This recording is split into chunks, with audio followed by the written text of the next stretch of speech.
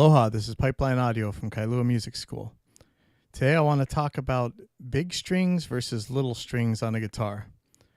Well, I have several 7-string guitars and I like to tune them to drop A with the rest in standard tuning. And the low string that comes with the 7-string sets always seems to be a little bit too floppy.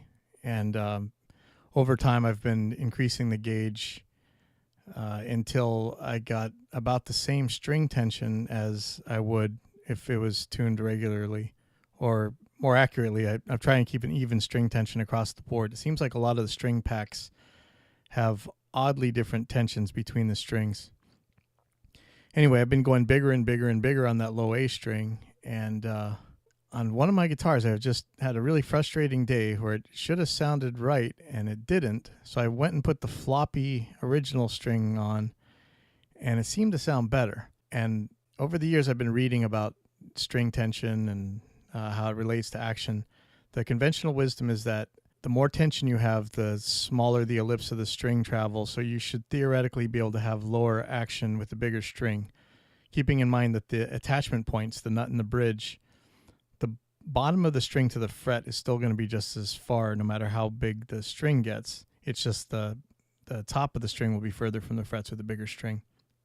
So the action should be about the same. I adjust the guitars as I change the strings as they cause a little bit of differences in the neck. And anyway, it really seemed like that smaller string was doing better. So then, of course, I went and changed all of my guitars to the smaller string on the low A string, and then I changed them back, and I changed it again, and I said, oh, you know what, let's just make a little recording. I'm going to test them both. Okay, what you're hearing here is a 25.5-inch scale length guitar. The upper track is a 56, and the lower track is a 70.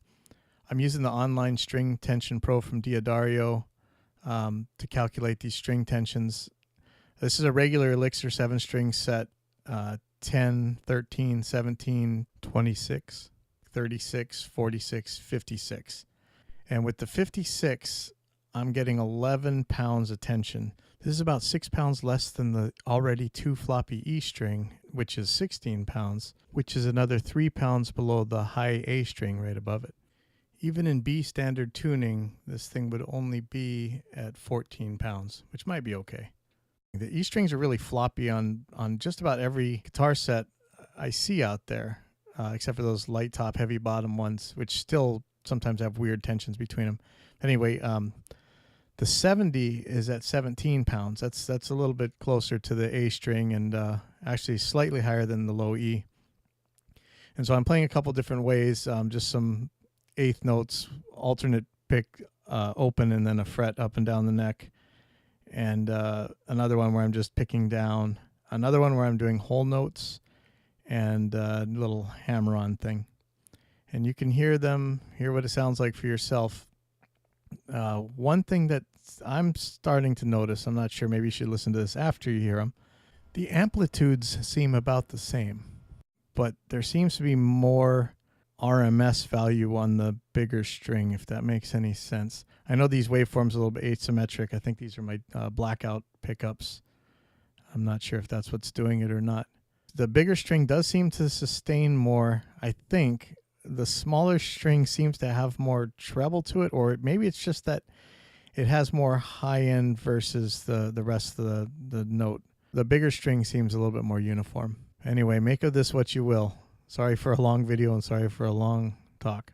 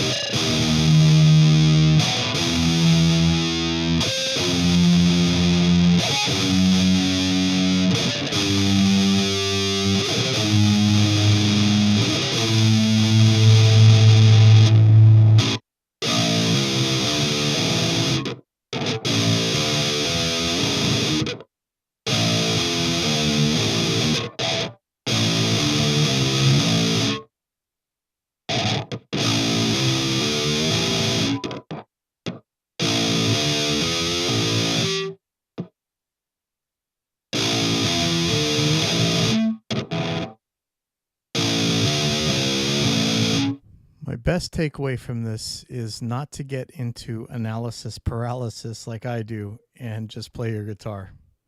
But hopefully this is informative anyway. And this is Pipeline Audio from Kailua Music School, signing out.